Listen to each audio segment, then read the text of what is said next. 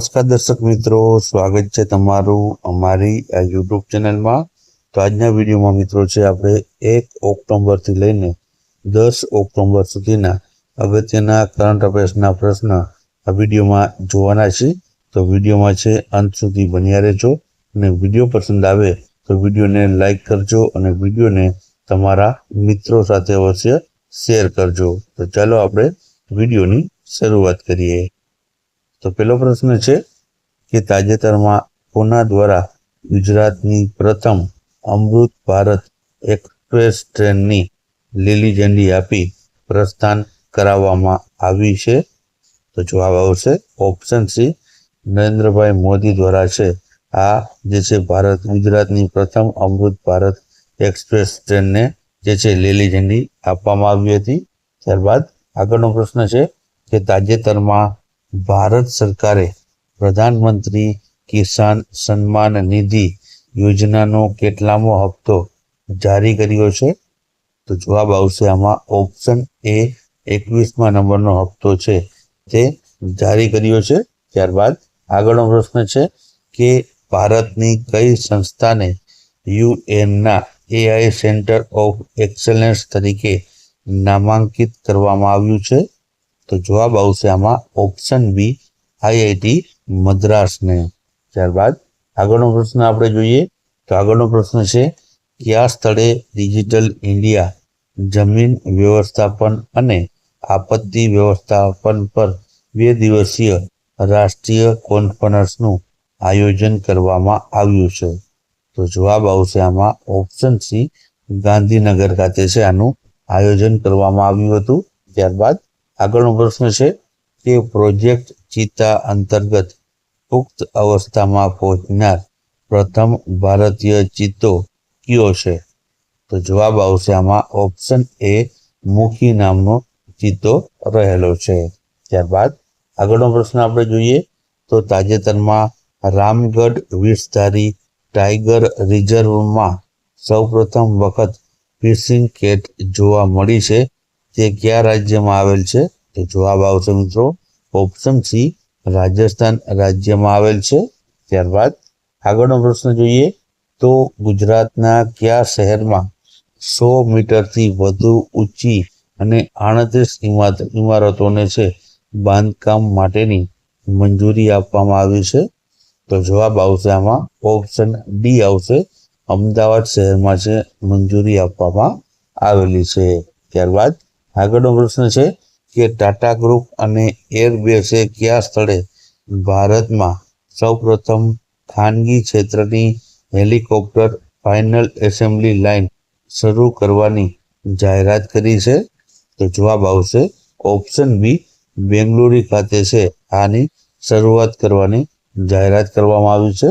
ત્યારબાદ આગળનો પ્રશ્ન છે કે ઓસ્ટ્રેલિયાની પ્રતિષ્ઠિત બિગ બેશ લીગમાં જે છે જોડાનાર પ્રથમ ભારતીય પુરુષ ક્રિકેટર કોણ બન્યો છે?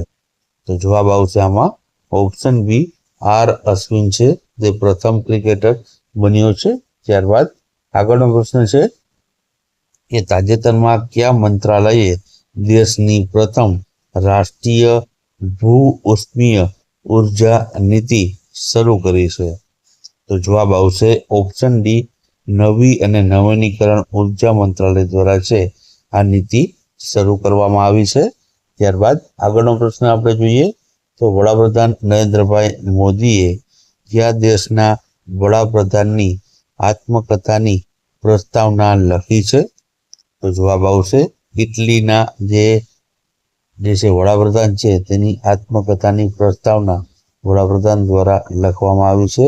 જે મિત્રો ઇટલીના વડાપ્રધાન છે જોર્જિયા મેલોની, તેની આત્મકથાની જે પ્રસ્તાવના છે તે આપણા વડાપ્રધાન દ્વારા લખવામાં આવી છે.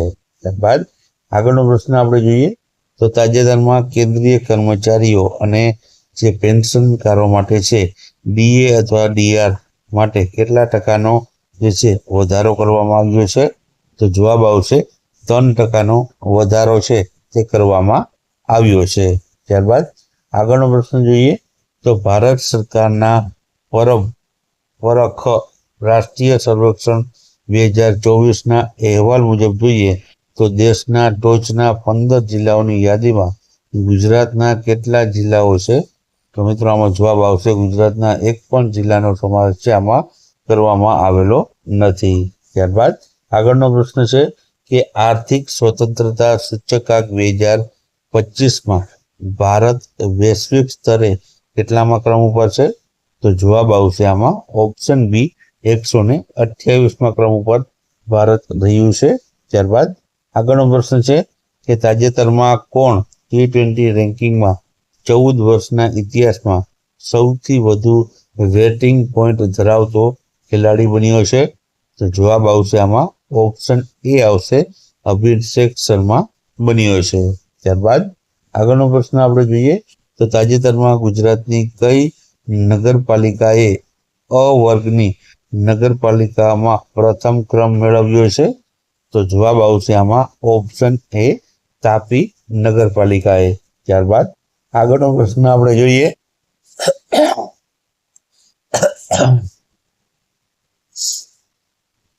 ત્યારબાદનો આપણો પ્રશ્ન જોઈએ તો ભારત કયા પાડોશી દેશ સાથે ઓક્ટોબર 2025ના અંત સુધીમાં નિયુક્ત સ્થળો વચ્ચે સીધી વિમાન સેવાઓ ફરી ચાલુ કરશે? તો જવાબ આવશે ચીન દેશ સાથે છે ફરીથી વિમાન સેવાઓ છે ચાલુ કરવાનો છે.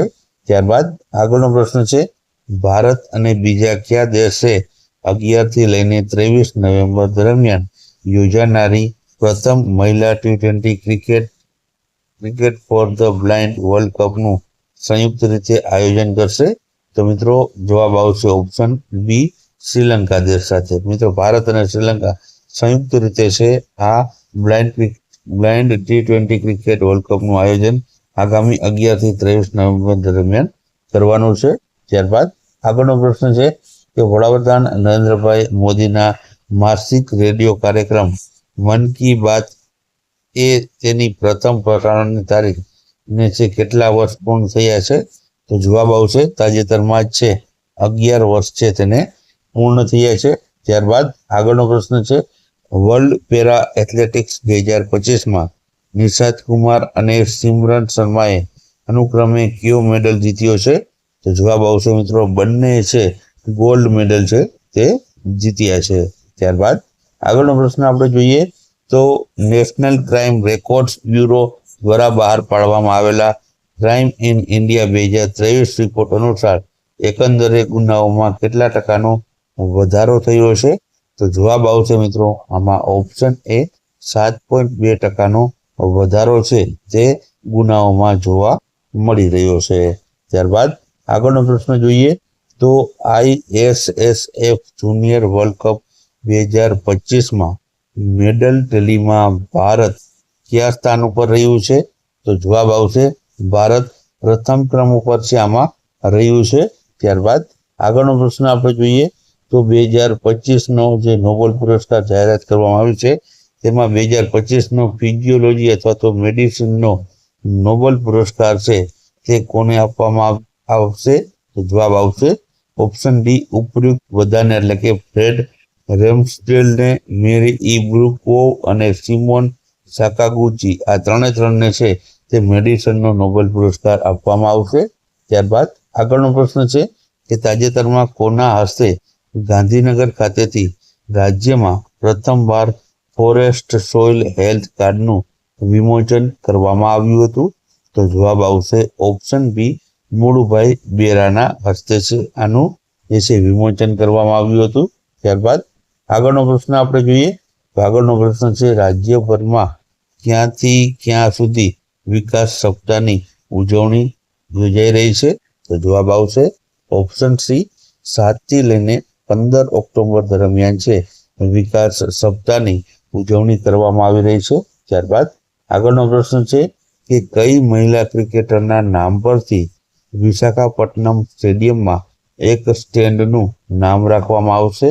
તો જવાબ આવશે ઓપ્શન એ મિતાલી રાજના નામ ઉપર. ત્યારબાદ આગળનો પ્રશ્ન છે કે 2025નો ભૌતિક વિજ્ઞાનનો નોબેલ પુરસ્કાર છે તે કોને આપવામાં આવ્યો છે? તો જવાબ આવશે ઓપ્શન ડી ઉપયુક્ત બધાને એટલે કે જ્હોન ક્લાર્ક, મિચેલ ડેફોરેટ ને જોન માર્ટિન્સને છે આપવામાં આવ્યો છે. ત્યારબાદ આગળનો પ્રશ્ન જોઈએ તો ગુજરાત માહિતી આયોગ દ્વારા ક્યાંથી ક્યાં સુધી રાઇટ ટુ ઇન્ફોર્મેશન એક્ટ સપ્તાહની ઉજવણી કરવામાં આવશે? તો જવાબ આવશે 5 થી લઈને 12 ઓક્ટોબર દરમિયાન છે આની ઉજવણી કરવામાં આવશે. ત્યારબાદ આગળનો પ્રશ્ન જોઈએ તો તાજેતરમાં કોણે નવી દિલ્હીમાં my Bharat mobile application launch કરી છે? તો જવાબ આવશે option A doctor Mansukh Mandaviya દ્વારા છે આ એપ્લિકેશન લોન્ચ કરવામાં આવ્યું છે. ત્યારબાદ આગળનો પ્રશ્ન જોઈએ તો 2025નો રસાયણશાસ્ત્રનો નોબેલ પુરસ્કાર છે તે કોને આપવામાં આવ્યો છે? તો જવાબ આવશે આમાં ઓપ્શન ડી ઉપયુક્ત બધાને, એટલે કે સુસુમો કિતાગાવા, રિચર્ડ રોબિન્સન અને ઓમર એચ યાગીને છે. આ ત્રણ વ્યક્તિઓને છે જે 2025નો રસાયણશાસ્ત્રનો નોબેલ પુરસ્કાર એનાયત કરવામાં આવશે.